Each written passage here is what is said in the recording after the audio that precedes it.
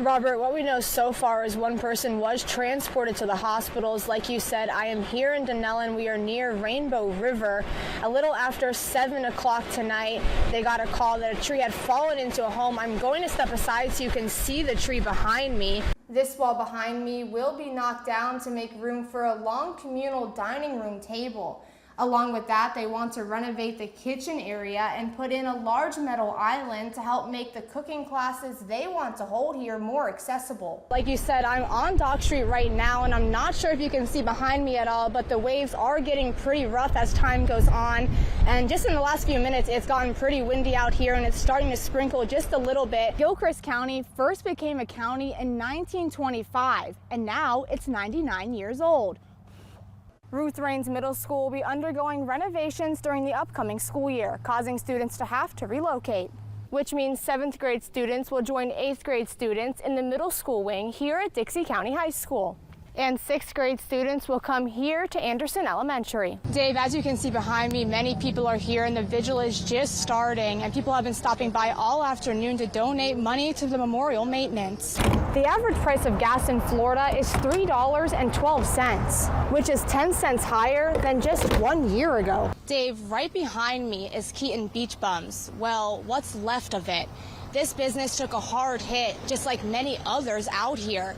All that's left standing is the awning and a couple gas pumps. The owners of Anchor Mortgage hosted Fanning Springs' first ever Touch a Truck. This event was free to families, and kids had a blast interacting with all the trucks like this fire truck right here. Along with learning about the history of cowboys and cowgirls, you can make your way outside to ride a horse and learn about the history of agriculture. Flowers, candles, and crosses with 7 of the 8 names of those killed early Tuesday morning in a bus crash now stand up in their honor. Outside the Chamber of Commerce, there's this flyer which states the Christmas tree lighting will be held on December 7th. So despite all of the speculation, they still plan to hold their Christmas tradition like usual. To God be the glory.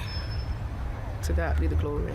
Stephanie Scott is feeling emotional but thankful after a verdict was reached. Her son, 13-year-old Christopher Scott, was killed in the shooting at the American Legion in Gainesville in 2021. After a little more than 3 hours of deliberation, the jury found Christian Jones guilty of second-degree murder, with his shots being the ones that killed Scott. Jones was found guilty on all 6 of his charges. Count 3, the defendant is guilty of second-degree murder. Javari Baptiste was found guilty on all counts, including attempted second-degree murder. This was his reaction when the verdict was read. Jarquez Mitchell's verdict was read last. He was found not guilty on all charges except for carrying a concealed firearm. Stephanie says this is the outcome she prayed for. I asked God for that. I really did.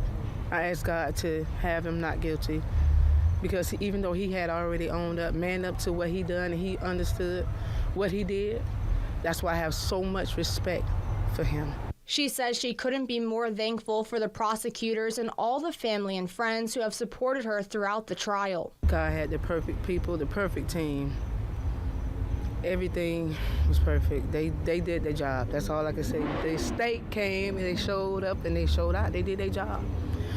Victory is mine. Victory is mine. All 3 defendants are currently being held on no bond, with the sentencing scheduled for December 19th.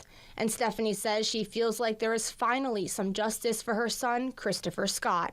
In Gainesville, Kayla Lewis, TV 20 News. David Barron was shot and killed 1 year ago while shopping at the Paddock Mall just 2 days before Christmas. His fiance tells me her and her kids are still grieving. It's been some very painful moments. It's been very difficult. But we've pushed through it by God's grace as best as we can. Marcia Harrison says this past year has been tough. Her fiance, David Barron, was shot and killed 1 year ago. There's been a lot of, really low moments. There's been, some good moments that we, of course, wish we could have shared in with David.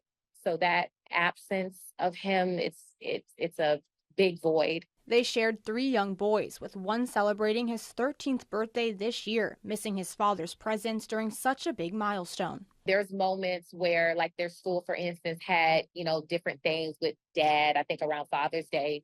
That was really tough. Harrison says sometimes it's hard to push forward, and her boys are still going to therapy. She says without their father, half of their identity is gone. I'm just trying to not have my kids associate this joyous holiday with death. Unfortunately, that's easier said than done because they lost their father so close to Christmas. But even while grieving, she smiles when she thinks of David and the good times they shared. David was a vibe. He was just a great person, very charming, everybody gravitated towards him. Harrison says David's legacy will live on through his children, but now she wants the shooter to be sentenced to life in prison. This was senseless. It did not need to happen. David did not deserve this. So justice needs to be served, and that is what we are praying for. That is what we are advocating for. I'm advocating for my children, for his other kids, for his entire family, for myself.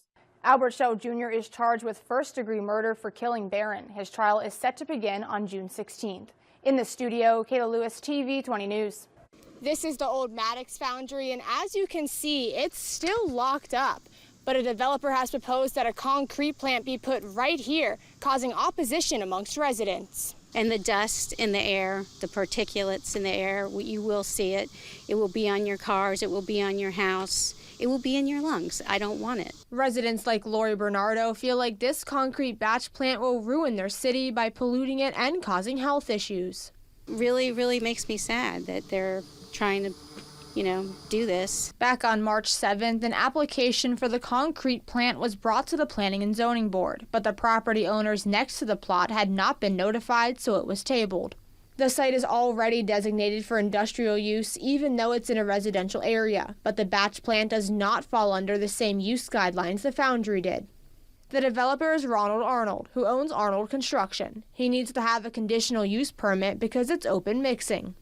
Makes no sense to even consider moving forward, especially with this one, where it requires a conditional use permit. Bill Lewandowski is leading the push for commissioners to pass a moratorium on industrial projects, which would stop the concrete plant from being built. Signs like this one that say no concrete batch plant are lining the neighborhoods behind where developers want to build the plant. As you can see, houses are right next to the land, and the nearest school is less than a mile away. We're trying to raise our kids in a safe environment, and this all the noise and the dust and everything polluting our environment, it's not good for our health. Lisa Renshaw wants the community to have a workshop about what to put there instead of the concrete plant. I know a lady that's got lung cancer around the corner.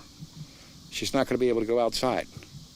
I worry about my dogs, my cats. And now residents are hoping that the City Commission will approve the moratorium at Monday night's meeting, not only for the health of their city, but themselves. In Archer, Kayla Lewis, TV 20 News.